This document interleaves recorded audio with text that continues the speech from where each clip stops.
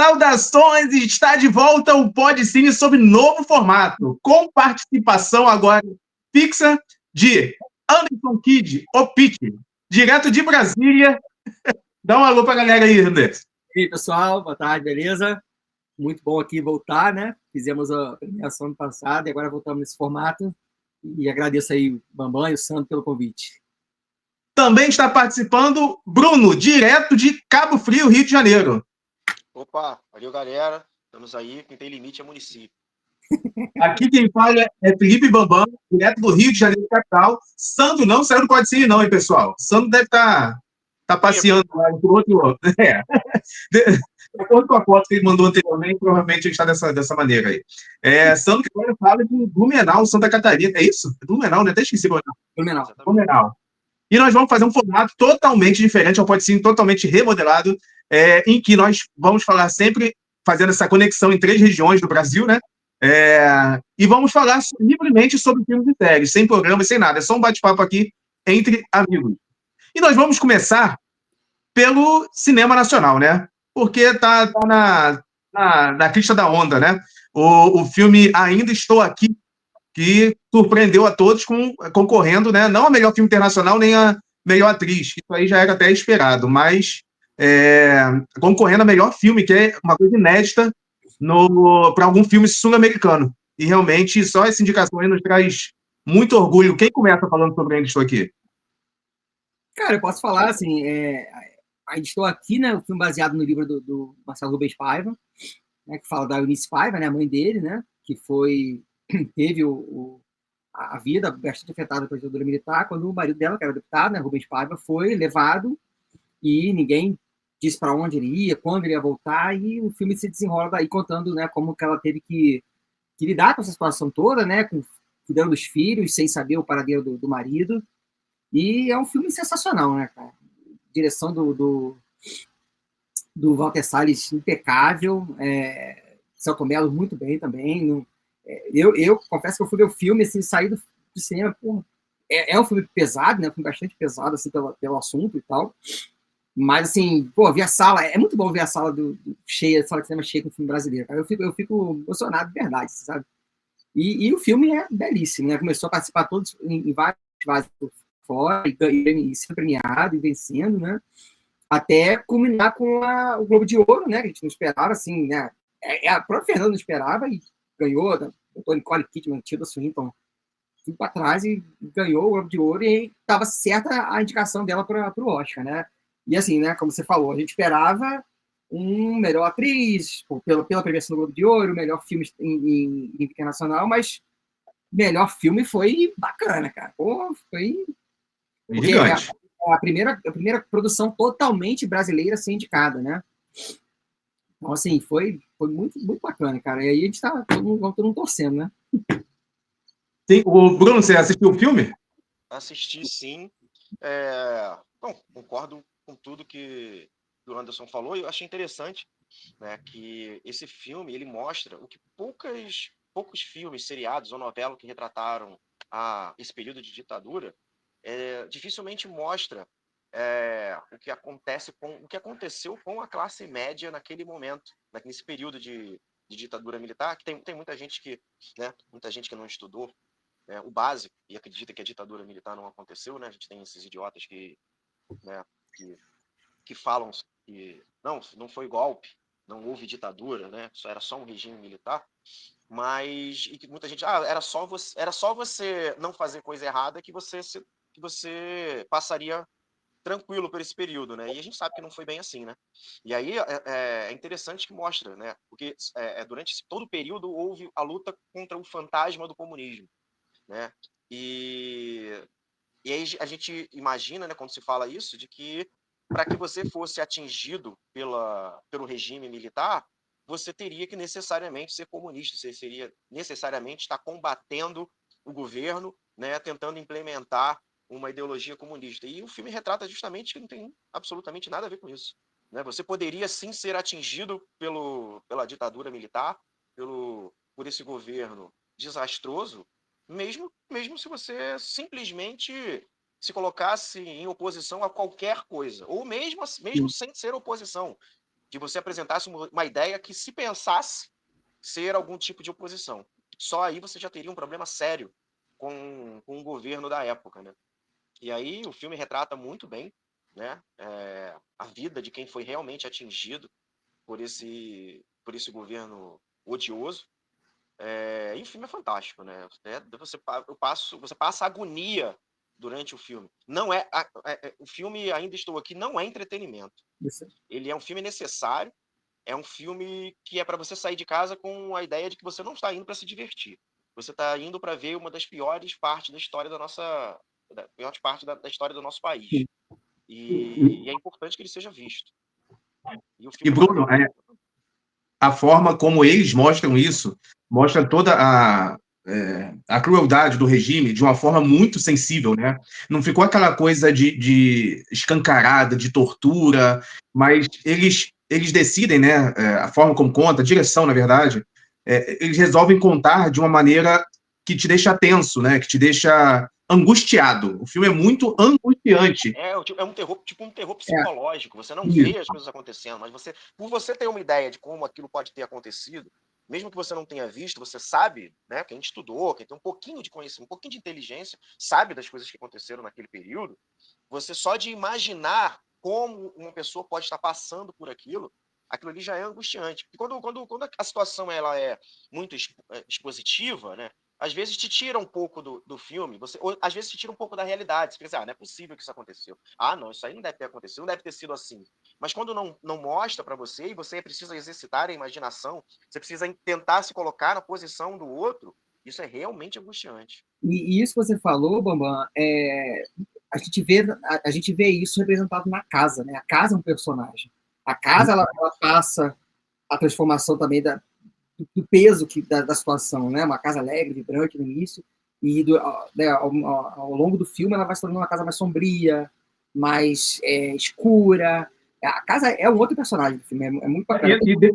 E demonstra bem isso que você falou agora, até numa cena que está no trailer, inclusive, que toda vez que é relatado o filme, que mostra a Fernanda Torres, né, e o Eunice Paiva passando, no momento que vão levar o marido dela e um agente indo por trás de lá e fechando as cortinas.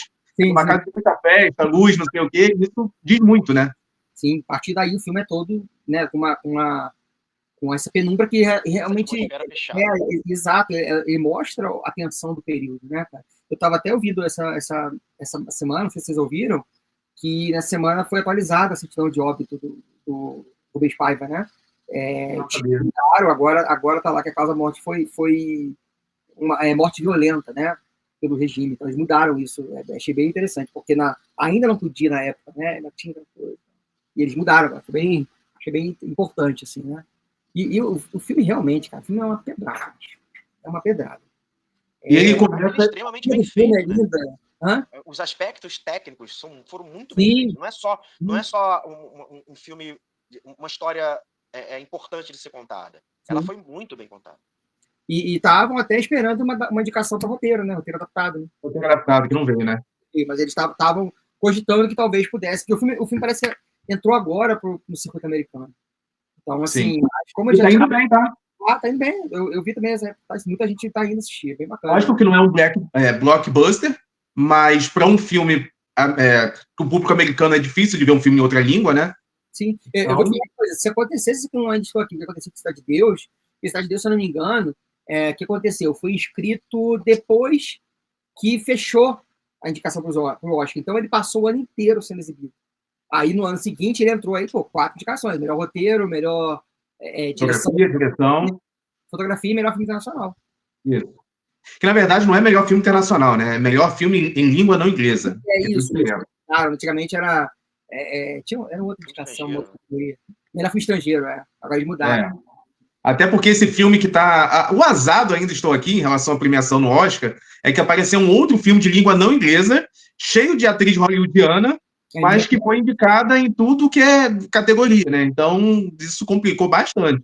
Agora, a gente sabe que Oscar é uma premiação que conta muito lobby, né? Propaganda, incentivo, marketing. Aí vamos ver. Não é só ver o filme e acabou, né? Tem toda uma história por trás. Teve uma polêmica agora com esse outro filme, né? Que Emilia pega, em relação, não sei se vocês viram, em relação ao uso de inteligência artificial nos sotaques, acho que foi isso, não sei. Vamos ver como vai ficar. Agora, eu achei impressionante no filme, assim, muito é falado da Fernanda Torres, porque realmente a Fernanda Torres está espetacular no filme, tá? É aquela atuação que ela diz muito sem dizer nada. Diz muito para você sem ser com palavras, né? Mostra como ela é contida, como está tendo várias reações ao mesmo tempo, como ela tem que aguentar muita coisa e tem que ser forte para os filhos. E a Fernanda Montenegro também, né? Que participa do filme, não fala nada, não diz nada de muito também. Sem falar nada, né, cara? É fenômeno, é fenômeno. Então, o que eu quero dizer é o seguinte, além que assim, o foco, obviamente, está muito em cima da Fernanda Torres, mas o resto do elenco está maravilhosamente bem e muito bem dirigido, inclusive o elenco infantil e o elenco jovem, né? São atores que eu não conhecia e estão todos bem, as crianças também estão ótimas no filme, Selton Mello, os outros, perfeito. Selton Mello também é chovendo molhado, né? Puta merda. Pois é. Pois é. E o bacana do filme, tem uma coisa no roteiro que é muito inteligente, né? Que ele mostra no início toda a felicidade de uma família feliz, só coisa boa, não sei o quê, para você se apegar à família, para você ficar feliz, para depois vir a porrada. E a porrada não é de vez, não. Igual aqueles filmes que vem, sofre um acidente de carro e morre. A porrada é aos poucos. Parece que enfia a faca e vai virando aos poucos a faca em você. Teve uma coisa interessante que eu não lembro se eu li ou ouvi alguma resenha, que, assim, apesar do papel do Selton Mello ser, né, em tela, o tempo de tela dele ser bem menor, ele tá o filme inteiro. Ele se faz presente o filme inteiro, né? Então, isso é muito... Vai muito do carisma dele atuando como personagem, e a história ajuda, né? Então, assim, mas eu acho que isso é muito por conta da história também, porque se sim, você não, sim, se colocar na posição da família, né, a partir do momento que ele é retirado, ele é preso, né? Na verdade, isso não é prisão, para mim isso é sequestro, né? A partir do momento que ele é sequestrado, a vida da família viveu em função desse desaparecimento. Mas o que eu falo, eu entendo o que você está falando, bicho, mas assim, a presença dele, como ele viveu no início, o Rubens Paiva, te dá aquela coisa, você se apega. Sim. Sabe? Você se apega mais. Não é, a gente sabe que ele, né, vai sentir poder, mas você se apega porque ele cria essa conexão, né, com o espectador. É muito bacana mesmo. Está muito bem dirigido. O Walter Salles realmente ele é um cara sensacional. Ele já tinha trabalhado com a Fernanda Torres no Terra Estrangeira, que aliás é um filmaço, se vocês assistam. Mas a Terra Estrangeira, se eu não me engano, é uma coprodução com Portugal. E a Terra Estrangeira é sensacional, cara. Pô, assistam. Só para encerrar, vamos torcer aí, né, pro filme nacional. Uma curiosidade antes de encerrar, não sei se vocês sabem, esse filme, coisa que não é normal, ele foi filmado na ordem cronológica dos acontecimentos do filme.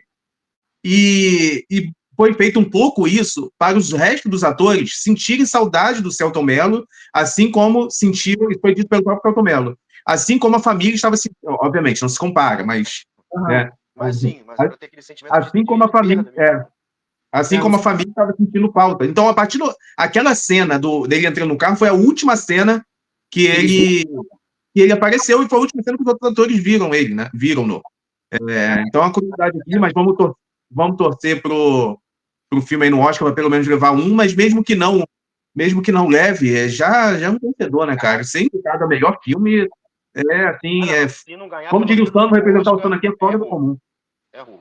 Encheu esse sábado, cara. Pois é, exatamente. Domingo de carnaval, né? Domingo de carnaval, a entrega do Oscar. Domingo de carnaval, exatamente. Isso aí. Vamos agora pro mais um motivo para ficar bêbado. Se ganhar, então, tinha que emendar. Vamos pro próximo bloco, mas vamos continuar no cinema nacional? O cinema nacional tem boa fase, né? Vamos falar do Alto da Compadecida 2. Também no Selton Mello. Agora que caiu a ficha aqui, eu não tinha nem ligado nisso. Esse eu ainda não vi.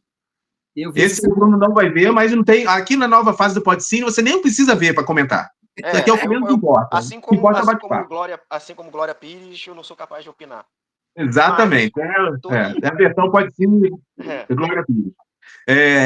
Então, Anderson, puxa você aí o bonde do Alto Compadecida 2. O que você achou? Cara, vamos lá. Eu gostei do filme, mas assim, não dá nem o cheiro do primeiro. Não dá. Assim, eu devo assistir essa semana agora, ainda está em cartaz aqui. Esperei passar algum, aqui em Cabo Frio, né? Que aqui em Cabo Frio é o seguinte, ou eu vou na pré-estreia, ou eu vou quando estiver terminando, quando estiver saindo de cartaz, né? Porque aí não tem menos pangaré assistindo, porque aí você chega no cinema, tem criança gritando, tem adolescente querendo conversar aí com o celular, tem gente chegando 15 minutos depois do filme começar, então eu espero passar, ou eu vou na pré-estreia, ou eu vou logo no finalzinho, então eu ainda vou assistir, mas eu não estou esperando que ele seja nem de perto. Estou esperando entretenimento, estou esperando um bom filme, sim. engraçado. Eu acho que esperando assim, chegar. a gente deu uns risadas e tal, eu e a Mariana, fomos assistindo, demos risadas, só que assim, eu achei o filme bem mais caricato, assim, achei muito caricato. Muito teatral, mais do que o primeiro. Isso, ele é teatral, ele realmente, até as locações, você percebe que ele é bem teatral, né? É um filme que se passa, né? Já passa-se alguns anos depois do primeiro, e aí você encontra já o Chicó, ainda em Itaperoá, e ele vive de contar a história do que aconteceu no primeiro auto, sem dar spoiler, assim, né? Eles estão separados, e aí o dia volta o João Grilo, e aí eles começam de novo a fazer os planos e tal, para poder estar bem, aquela coisa toda, né? O filme é bonito, assim, sabe? Artisticamente, eu acho o filme bonito, a direção de arte, a fotografia é bonita, mas aí não tem mais o texto do Suassuna, né? Aí é complicado. Faz toda a diferença. Você percebe isso, cara. E aquilo, meio que você sabe que você vai chegar um momento que vai levar de novo para o julgamento, né? Para ter de novo, aquela coisa toda e tal. Mas, assim, vale, acho que é legal, acho que a gente tem que prestigiar o cinema nacional, mas, assim, como o Bicho falou, como entretenimento, vai lá, tem gente que vai adorar, tem gente que não vai gostar tanto, mas eu acho que tem coisas boas ali, entendeu? É óbvio que comparar com o primeiro é complicado, mas é legal, é divertido, é divertido. Eu assisti no cinema, né? Eu gostei do filme, mas se for comparar com o primeiro, esquece. A diferença é absurda. Eu acho que nem era o objetivo desse filme, nem era chegar próximo. Era só mais uma homenagem para um filme que é fantástico. Você ali se diverte com as atuações, né? Porque é só fera, né? O Selton Mello continua ótimo, o Matheus Nascergai é fantástico também, né? Tem um ator agora, um ator que eu sou fã, que é o Eduardo Sterblit, que o cara, como ator, é sério, como ator, o cara é fantástico. Ele deu eu tava vendo essa Mariana. Na série Os Outros, ele tá sensacional. Assistiu a segunda temporada dos Outros, não, né, Bruno? Hã? Assistiu a segunda temporada dos Outros? Ainda não. Eu tô começando. Tô preparando meu psicológico. Porque ela é angustiante. Então vamos aguardar pra gente falar em outro, quando o Anderson estiver pronto. A segunda temporada ou a primeira, Anderson? Não, tô na segunda. Então, vamos aguardar quando o Anderson terminar, a gente fala sobre os outros numa próxima gravação. E assim, a parte dos atores, muito boa, só que óbvio que é um filme caricato, óbvio que é um filme teatral e tem que ser. Perdão. Mas eu achei que eles pesaram a dose ali, cara. Ficou demais. E eu acho que o problema principal foi na questão do roteiro também. Ficou muito repetitivo em relação ao primeiro filme. Exatamente. Agora eu falei, fica esperando o filme chegar no momento em que vai ter um outro julgamento. E aquele encerramento, achei que eu não gostei. Toda a genialidade do primeiro filme foi perdida no segundo. Foi um filme bom, tal, mas nada memorável. Nada memorável mesmo. Se você fizer exercício, quando a gente faz isso, vou rever o primeiro para ver o segundo. Não faça isso.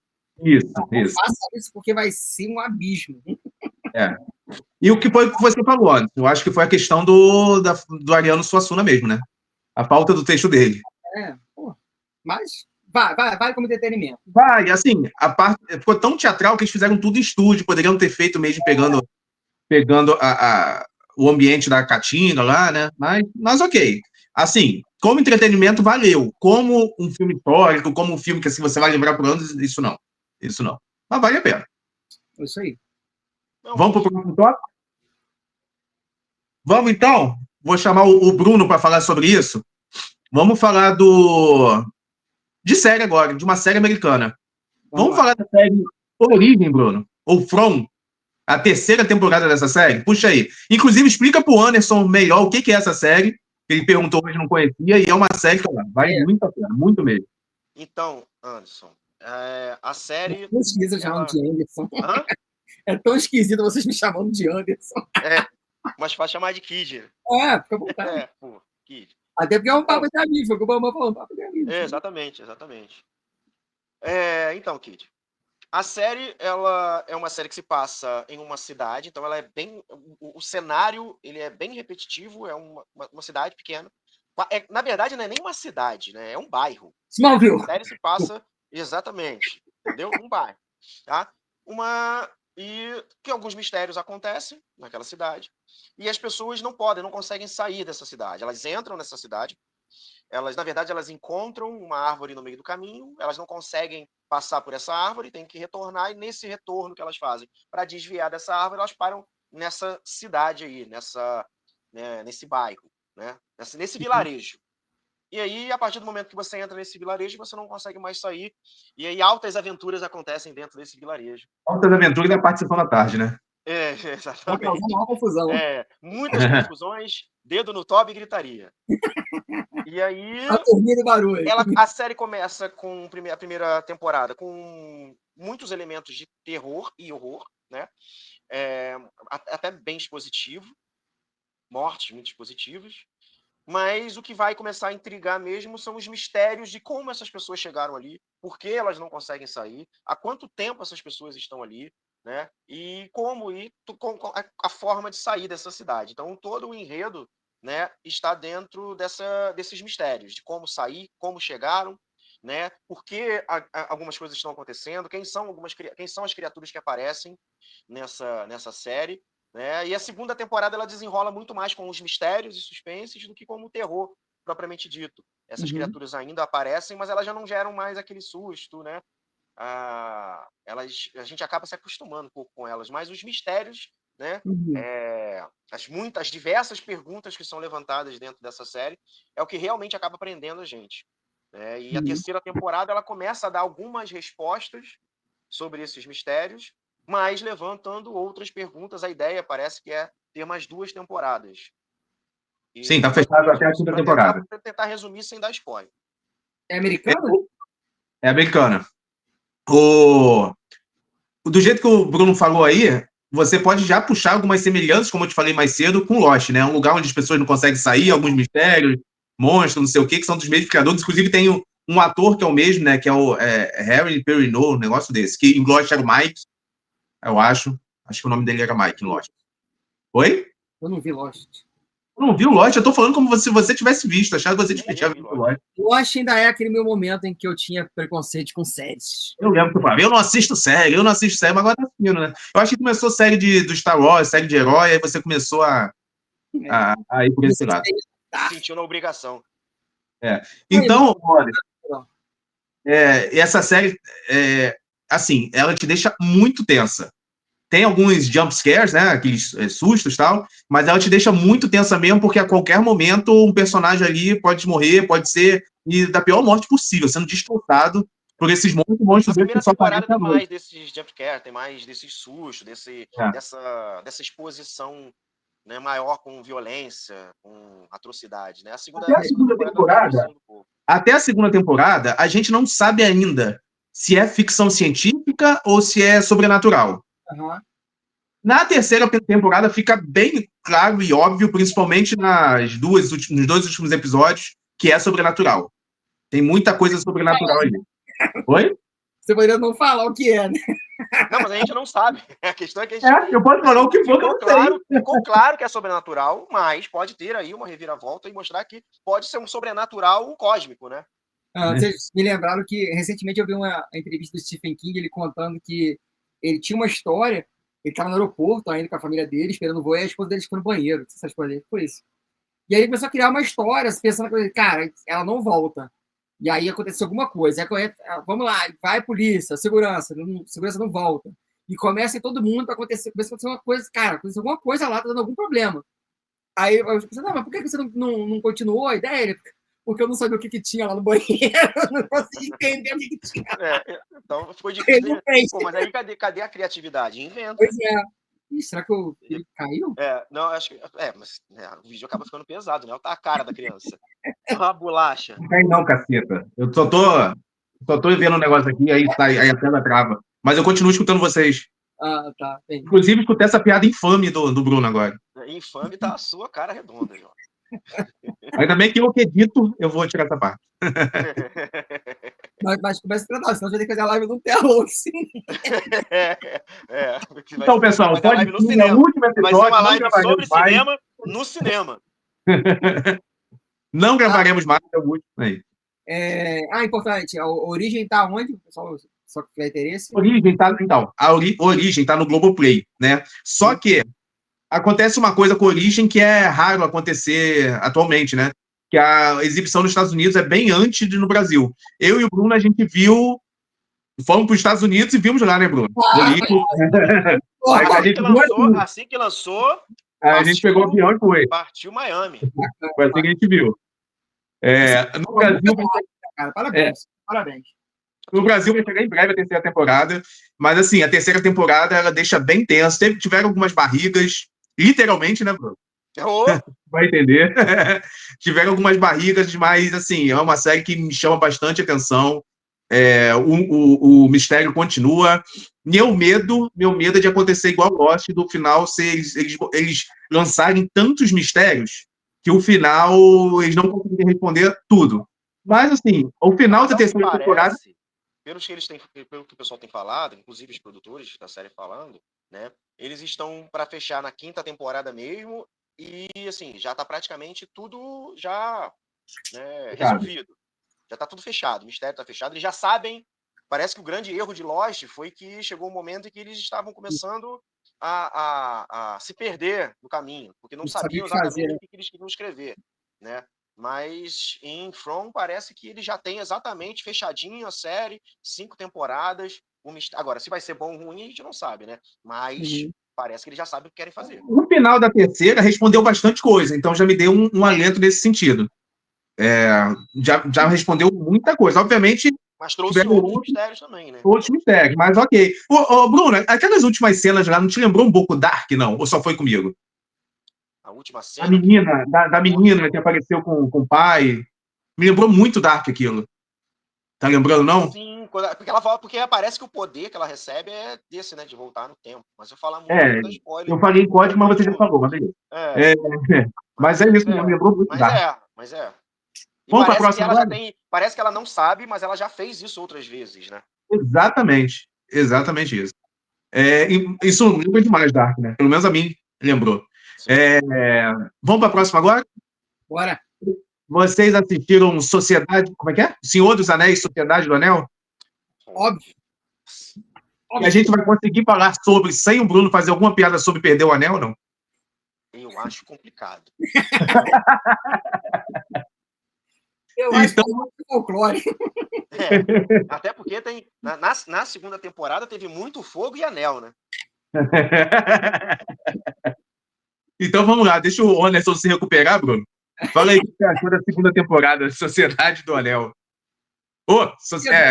Cara, pelo amor de Deus. Senhor dos Anéis, Sociedade do Anel. Quantos seus anéis me Anéis de Poder. Perdão. Fala aí, Bruno, o que você achou da 2ª temporada? Não, achei. Então, é difícil, como leitor de Senhor dos Anéis, de grande parte do que Tolkien escreveu, né? Não dá para comparar, né? É uma adaptação daquelas que vão adaptar do jeito que dá.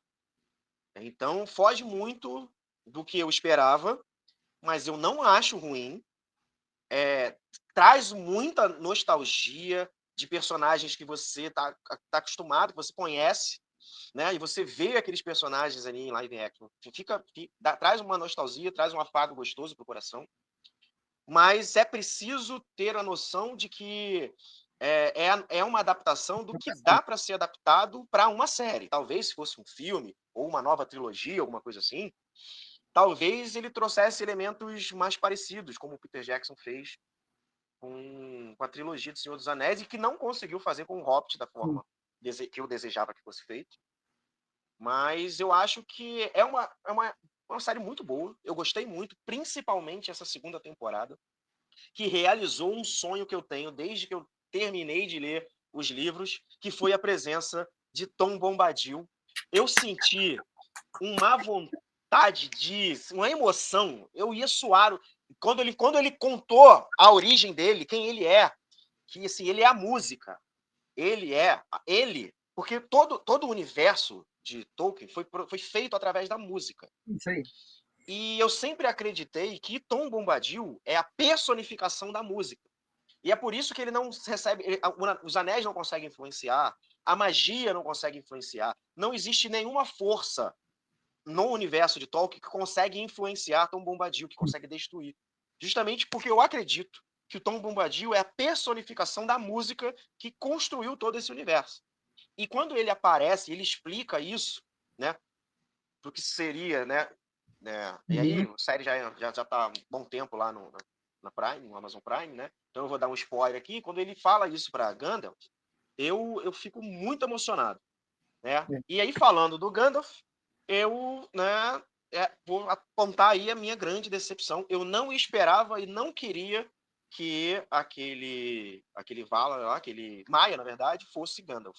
Eu estava torcendo para que ele fosse um dos Magos Azuis, né, para que tivesse uma proximidade maior com a história, né, dos livros, mas eu acho que é uma questão mais de força comercial, né, obrigou, Mas né, no a fim da série. primeira temporada já dava pra saber que ele era o Gandalf, né? Então, não necessariamente, ele pode ser Ele usa qualquer... uma frase que o Gandalf usa nos seus anéis. Ah, mas quem garante que aquela frase do Gandalf foi de um mago azul que o Gandalf copiou? É, Ele pode ter ouvido aquela entendi. frase de um outro mago. Porque Entendi. os magos azuis, eles morrem, né? Porque eles, né? Na verdade, eles não morrem, na verdade, né? Eles são entidades, né? Mas na era em que Gandalf chega, esses magos azuis já não estão mais atuando. Então, isso poderia ter sido, inclusive, um dos ensinamentos para todos os magos. E que só foi dito por Gandalf. Então, não necessariamente. Talvez isso fosse uma forma de induzir a gente a acreditar que era Gandalf e ser, na frente, apresentado como um dos magos azuis. Até porque tem dois magos, né? É apresentado dois magos, né? Na segunda temporada, a gente tem o que vai ser apresentado como Gandalf, e tem um outro mago, que também é um mago azul, é um dos magos azuis, né? Então, poderia ser a referência direta aos livros, à obra de Tolkien. Mas foi uma das coisas que me decepcionou nessa temporada. Né? Eu esperava que não fosse, eu não esperava ver, por conta do tempo também, eu não esperava ver nenhum dos personagens descritos em Senhor dos Anéis, né? Por conta do tempo, né? A gente está falando de muitas eras Muitas passando. anos atrás, Então eu esperava que não fosse acontecer, mas aconteceu. O Isildur é jovem ainda, né? Exatamente, exatamente, né? E ele ser no Númenóreano, ele vai viver ainda muitas eras ainda, né? Mas enfim, eu acho que tirando isso, eu vi muita gente reclamando, porque da raça, da cor da pele do elfo, que é um personagem fictício que não existe, todos são personagens fictícios, né? Ele é o fictício da ficção, né? Aquele elfo, ele não é representado nos livros, né? Mas aí vejo gente reclamando da cor da pele do elfo, como se todo elfo... Tolkien nunca descreveu a cor da pele dos elfos, ele nunca disse se o elfo pode ser japonês, se ele pode ser amarelo, se ele pode ser branco, preto. Então, acho isso aí ridículo. E por incrível que pareça, eu ouvi também gente criticando o fato da Galadriel ser uma guerreira, né? Porque ela era, né? Ela matou muito elfo. Ela matou muito orc na história de vida dela. Né? Então, é aquela fase assim, não, isso daí, a Galadriel ser uma guerreira é lacração. Mostrar a força da mulher. Não, ela era uma guerreira, isso não é lacração.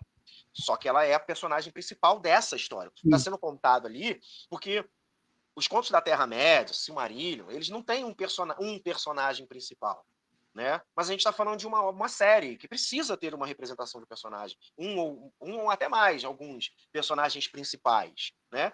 E principalmente na primeira temporada, ela é a personagem principal, ela é a protagonista dessa história, né? Então tem que mostrar muito mais ela, e vai mostrar ela como uma guerreira, que ela era realmente, ela passou muito tempo da vida dela sendo uma guerreira, como praticamente todos os elfos, né? Então, assim, eu não foi algo que me incomodou em parte dessa adaptação, muitas barrigas, mas que não desabonam a série, né? Algumas poucas decepções, mas no geral eu gostei muito da série, a série me entreteu bastante, tive aquele sentimento de nostalgia por ver na tela personagens que eu gosto, né, nas histórias, e a segunda temporada um presentaço que eu estava aguardando ansioso, que foi muito bem representado.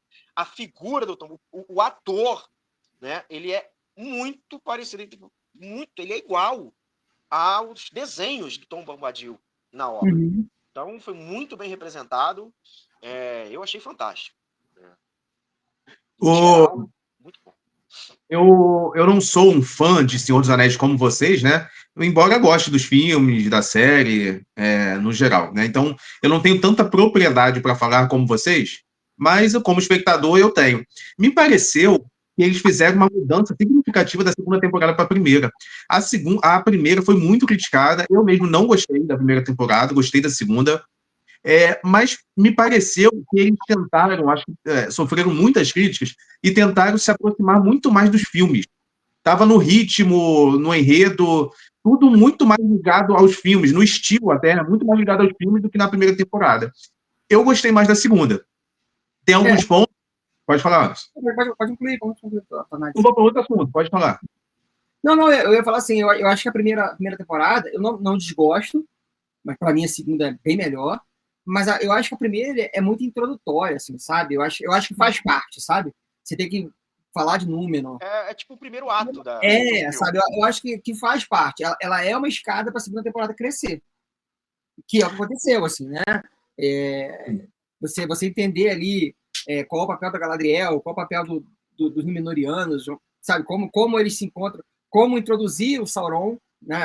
Que agora ele vem como Anatar. Então, como introduzir ele na história, como desenhar isso. A primeira, se a gente for falar, o Bruno falou realmente, né, que a principal, o personagem principal da primeira temporada é a Galadriel, mas eu acho que ela divide muito com. Eu esqueci como é o nome que ele aparece no início, Sauron, lá na primeira temporada, cara. Depois ele assume como agora. Mas é muito sobre, eu acho que, sobre ele no início, né? Até ele mudar e tal. Acho que tem muito. Divide, ele vai crescendo, você vê ele crescendo, sabe? Aí você vai ver ele fazendo os esquemas, fazendo os plots, assim, né? Até politicamente, isso é bem legal quando ele chega em Númenor. Então, eu acho que talvez era uma temporada necessária para você fazer a série crescer depois.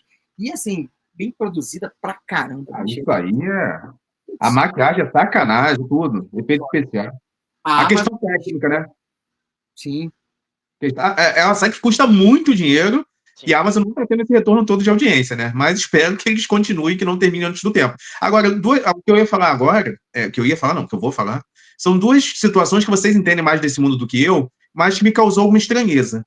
Primeiro, os elfos serem facilmente enganados, tá certo, que é o Sauron, mas sei lá, eu achei que alguns elfos, né, tomaram umas atitudes menos inteligentes do que eu imaginava.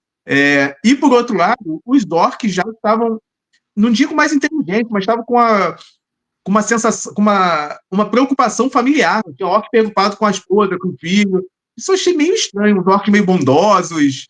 Eu achei um tanto quanto estranho isso. Como, assim, eu não conheço profundamente os orcs e os elfos, eu achei ok, mas queria saber de vocês sobre isso. Essa foi uma das reclamações de algumas pessoas também. Então, o Tolkien nunca aprofundou, né, nas relações familiares e sociais dos orcs. Mas, puxando por uma lógica, assim, eu acho que as relações sociais, orcs têm filhos. E é natural, né, que, tendo eles filhos, que eles zelem pelas suas crias, como qualquer humano faria, como qualquer elfo, até porque os orcs são originários, né, dos elfos, né? Eu acho que seria algo natural. É uma forçada no roteiro para mostrar essa dualidade entre orcs e elfos, né? Porque a gente tem um personagem que também é um personagem que é fictício numa ficção, né? Ele não faz parte também ele não é cânone, né? Mas que ele faz muito dessa contraposição, né? Dele amar os orcs, dele tratar, de querer dar dignidade à vida dos orcs. O Adar, né? O Adar.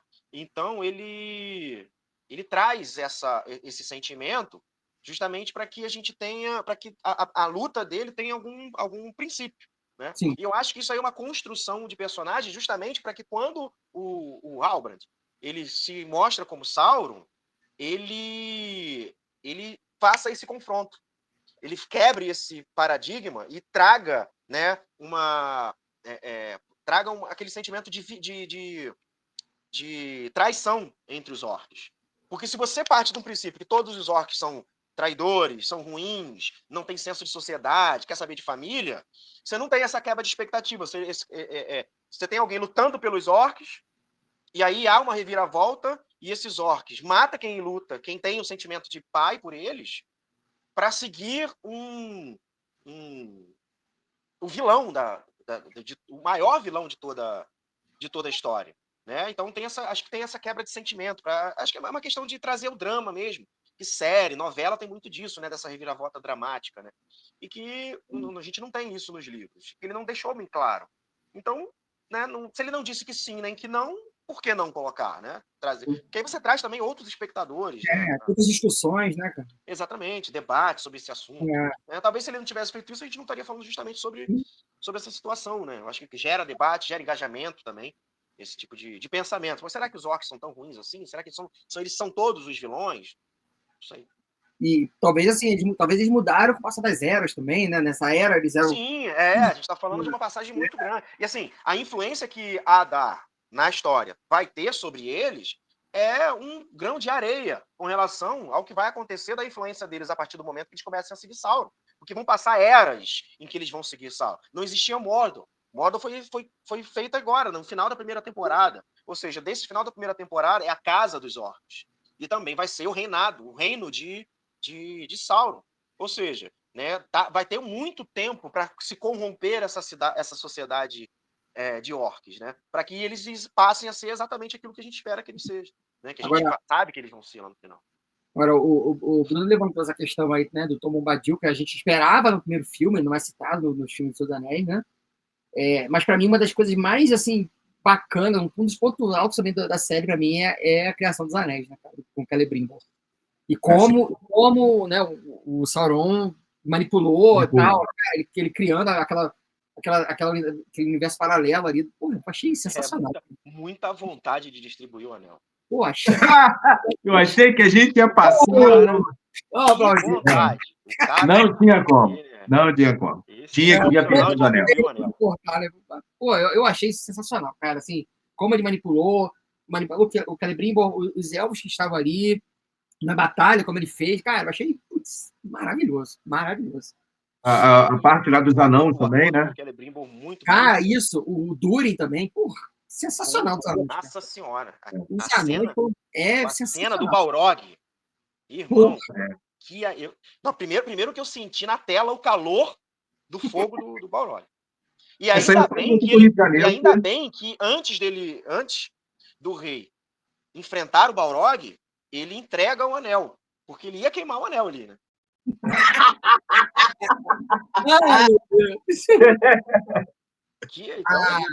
A esposa do Durin também, do filho da Disa, cara, sensacional, cara. Pô, achei ela maravilhosa também.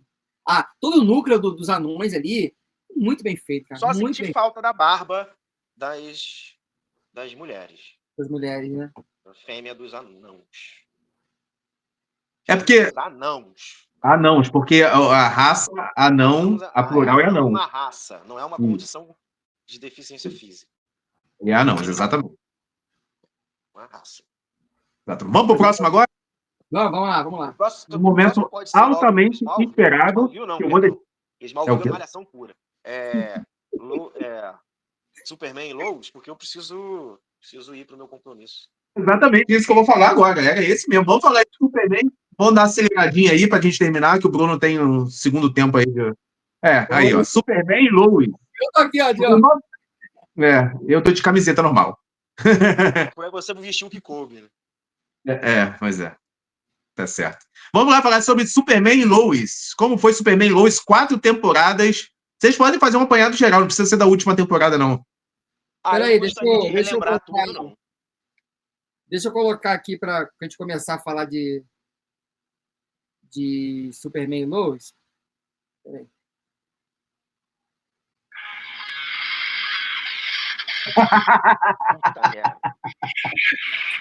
É nesse nível aí, Rapaz, então não perdi nada e não assisti, Só não é pior do que Flash. Eu tinha certo aí, não? Lois, é L-O-I. L-O-I? Não tem esse U, não, né? Não. Ah. Aí, ó. Eu vou pegar aqui também, ó. Cadê?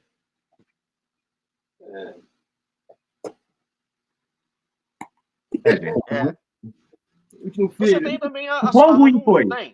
Primeira edição do Superman? Então, o meu é do Batman, lembra? Veio do Batman e do Superman. Verdade. Você me deu do Batman e foi com o do Superman. Exato. Então é isso aí mesmo. Então, o quão ruim foi? O quão malhação foi? Então, vamos fazer o Então, seguinte. vamos fazer aqui o tira bom e o tira ruim. O Bruno vai fazer o tira ruim. Escuro aqui, não sei porquê. Aí. Pronto. Eu vou defender o Kryptoniano. Cara, ó. Personagem Superman. Legal. O ator convence. Ele não estava me convencendo quando ele apareceu em Supergirl. Não me convenceu lá. Mas é porque a série era tão ruim, que não tinha como alguém aparecer bom ali. Mas, né, na série dele mesmo, me convenceu como Superman. A essência do Superman, né? Lois Lane, fantástica. Aquela é a Lois Lane. Fisicamente, é a Lois Lane. Não, fisicamente e personalidade. Exatamente. Se fora, bota na merda, ela se coloca em risco. Aquela é. Perfeito. Tá? Ali tá certinho. Beleza? Um abraço, Eniato. Agora, o roteiro é cansativo. Assim, o filho, o Jonathan, né? Que é Jordan. O Jordan é o cabeludo. É. O Jordan é o cabeludo. Ele é o menos famoso dos filhos, né? Que na grande maioria das histórias, o Jonathan é o filho do Superman. Exatamente, né? Existem algumas menções sobre um segundo filho, mas na série tem 2 filhos. E justamente o menos importante foi que apareceu primeiro com os poderes, né? E que moleque chato. Sim. Que moleque chato. Cara, eu ficava deprimido. Eu falei, não é possível esse moleque, que adolescente enjoado. Essa eu não vou estar como de defesa, não. Eu tô com o bichão, ele é chato pra caceta. Caralho, ele conseguiu ser chato em todas as temporadas. Não tinha um episódio que ele não apresentasse uma crise existencial. Porra, o moleque tem superpoder. Mas, cara, Bruno, é complicado. se você tivesse o irmão que não tinha superpoder, que podia ficou no início chateado, puto e tal, mas você sentia que muitas vezes ele tava torcendo pelo irmão com poder. Pra tu ter uma ideia, o moleque era tão chato, mas tão chato, que o irmão sem poder tava com pena dele. Caralho, que moleque enjoado. Esse é o filho do Superman, é isso? Os dois são gêmeos. Com a Luiz, obviamente, né? A pergunta meio idiota, mas... Não dá pra ter gêmeos de mãe diferente, né, mamãe? Isso é genética. Né? Biologia básica. Os gêmeos de uma mãe só que não a Luiz. Gêmeos de uma mãe só. Logo, da Lois Lane. A Luiz Lane. Então, só para eu entender, porque eu não sei absolutamente nada sobre essa série. A série conta o que na história do Superman? Então, Superman e Lois tiveram filhos em Metrópole. Queriam criar os filhos longe da cidade grande e levar eles para a cidade. Lex Luthor já estava preso, que é o maior vilão do Superman, já estava preso. Superman já tinha vivido várias aventuras, Lois Lane já tinha se colocado em um montão de merda. Decidiram sair e viver em Small, para ter uma vida mais tranquila. Os filhos ainda não tinham poderes, né? Então eles foram para lá para viver uma vida mais tranquila, né? E o Superman vai continuar com a vida dele de super-herói, mas agora vivendo na fazenda, né? Aí até que, né, se descobre que tem acontecimentos estranhos acontecem na cidade, e aí acontece um acidente e um dos filhos do Superman descobre que tem superpoderes, né? Essa é uma trama da primeira temporada. A outra trama dessa temporada é que se descobre um tipo de Kryptonita, que é a Kryptonita X, que tem a capacidade de dar poderes para outras pessoas. E aí se tem um grande empresário na cidade que está investindo numa mina, né? E essa mina que eu digo, mina de minério, né? Não é menina, não. Mina. Não é nas minas. Não havia entendido. É numa mina, certo? De minério. Que é onde está essa Kryptonita. E aí ele está usando essa Kryptonita para dar superpoderes para outras pessoas para montar um exército. Mas que, na verdade, não é um exército que ele quer montar propriamente. Ele quer fazer como o Zod tentou fazer no filme Homem de Aço. Ele quer fazer com que... Ele quer reviver Krypton na Terra. Reviver os kryptonianos. Então, com a Kryptonita X e uma tecnologia kryptoniana, ele tenta fazer com que as consciências kryptonianas tomem o corpo dos terráqueos, dando também poderes a esses terráqueos, né? E aí, ao longo do processo, aí é spoiler puro, mas essa série tá aí há um tempão, se você não viu, o azar é seu. A gente O tempo que vocês estão falando, se eu não vi, a sorte é minha, né? Não, nesse caso, sorte sua de não ter visto. Então, o que acontece? É descoberto que esse grande empresário, na verdade, é o irmão por parte de mãe do Superman. O irmão do Kal-El, né? Por parte de mãe. Né? E aí tem toda essa trama aí dele tentar, né, fazer com que né, ele consiga fazer com que todas as consciências kryptonianas tomem, né, primeiro a cidade de Smallville, e aí depois ele vai para Metrópolis para tentar fazer a mesma coisa. E esse conflito entre família também, né? Porque também tem o arco da família, do Superman descobrir que ele não é o último filho de Krypton, ele descobrir...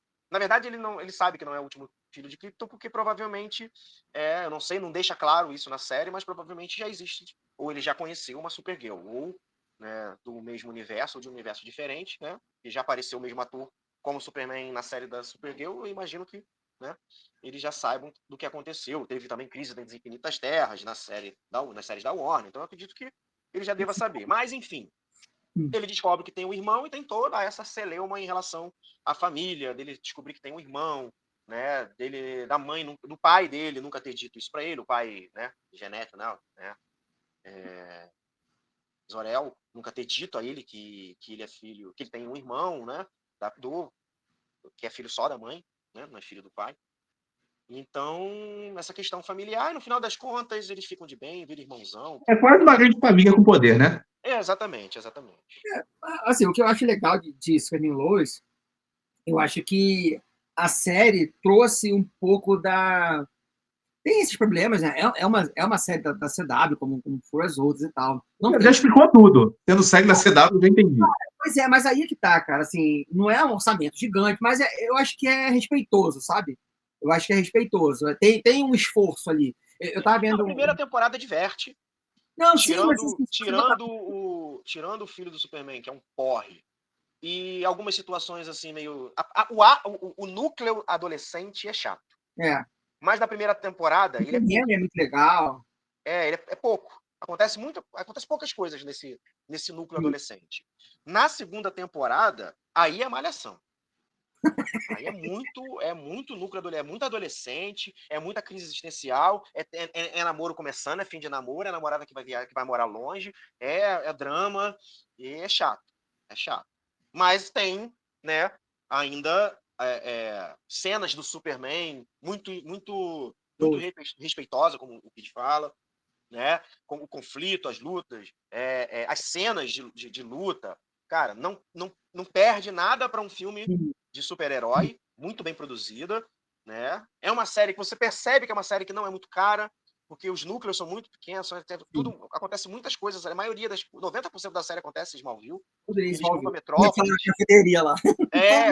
Cafeteria e a fazenda, cafeteria e a fazenda, né? Poucas vezes aparecem eles na escola, graças a Deus, que é o núcleo adolescente, é um porre, mas é muito bem produzida.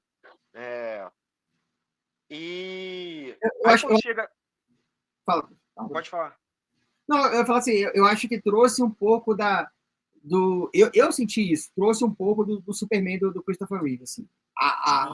Aquele, sabe, aquela o senso de bondade, o altruísmo. Cara, foge completamente do Superman do Henry Cavill.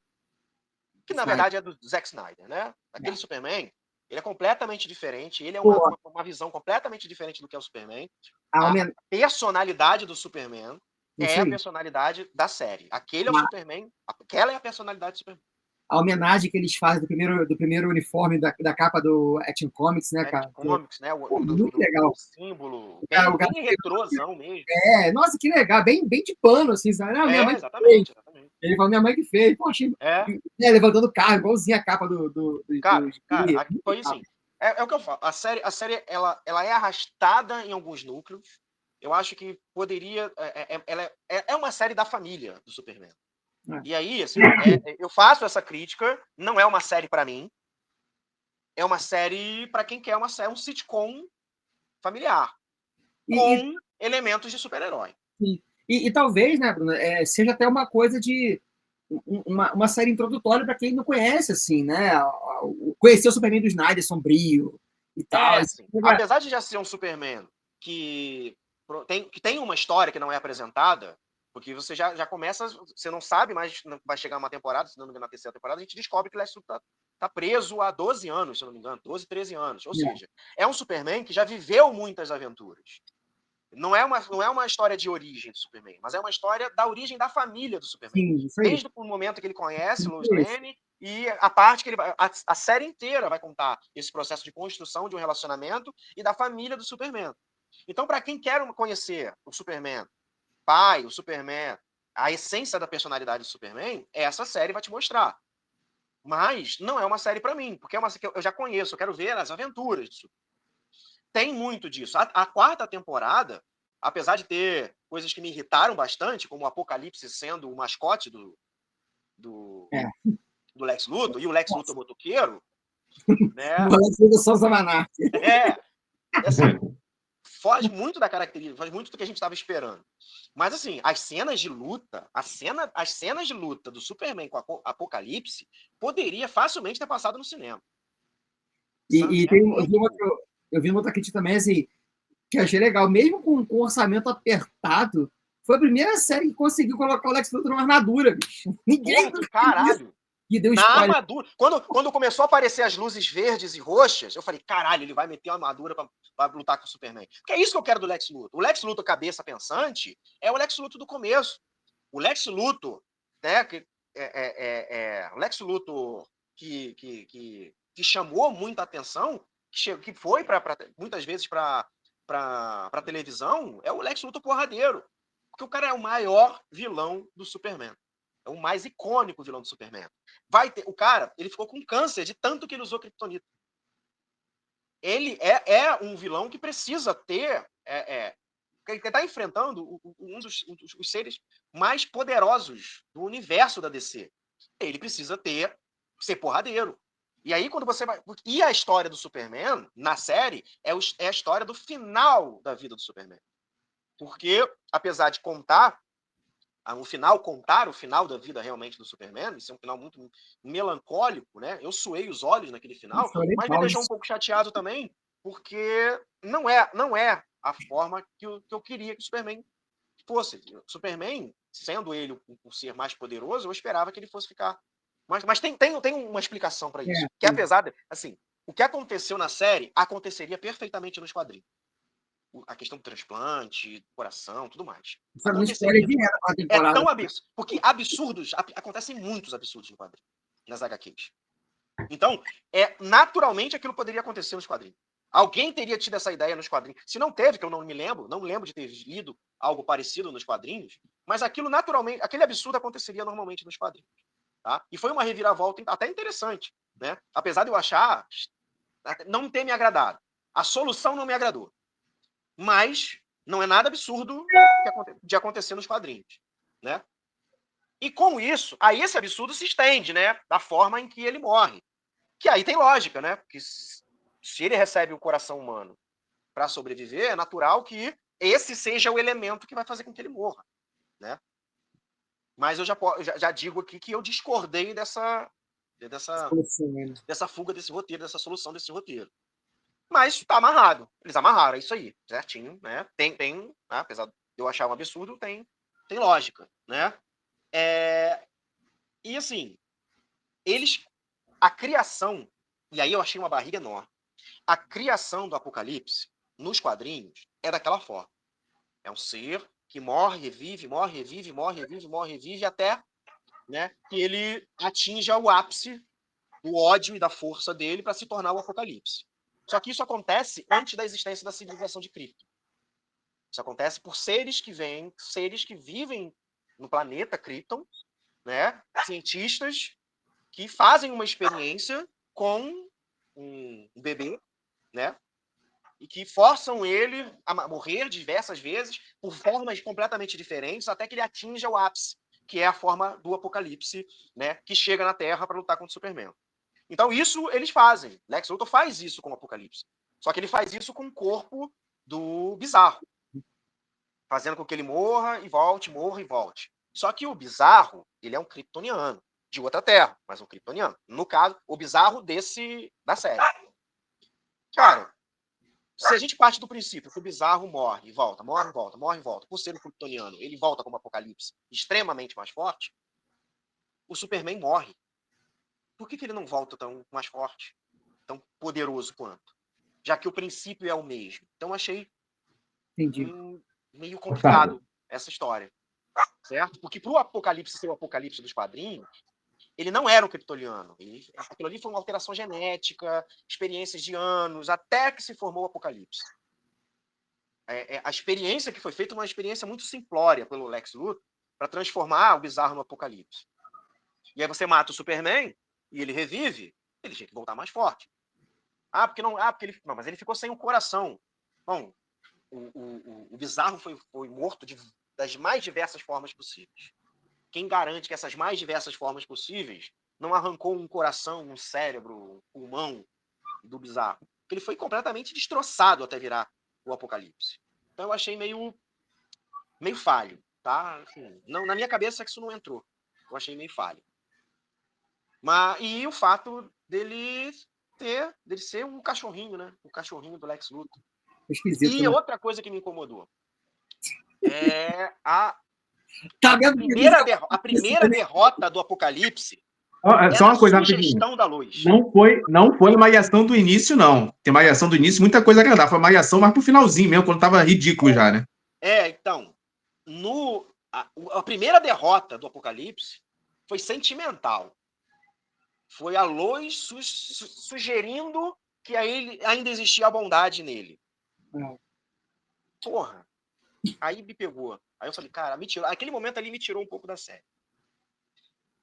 Aí depois ele volta a ser o Apocalipse mesmo, né? Mas, no geral, é isso.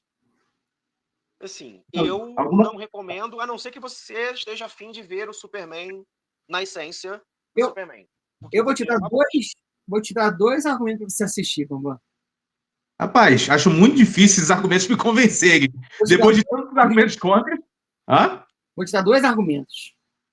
Clark Kent e Lois Lane. Eles são fantásticos. Maravilhoso. A dinâmica deles dois, a personalidade deles, eles são... Cara, por que aquilo ali... Por que eles não são um filme do Superman? E eu vou ser sincero, tá? No início, eu achei... essa menina não tem nada a ver com Lois Lane, achei muito esquisita.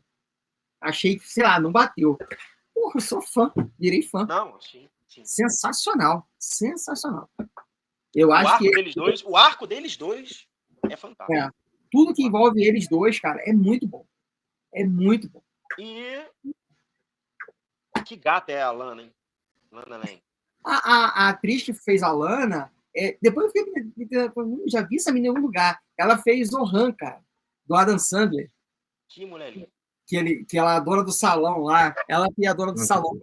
Onde o Zohan vai trabalhar? Eu adoro o Zohan. Nossa, o Zohan é muito ruim, cara. Maravilhoso! Ruim. Os gostos peculiares também. Gente, preciso ir. Eu vou encerrar. Pega aí, Bruno, que eu vou encerrar aqui. Vamos.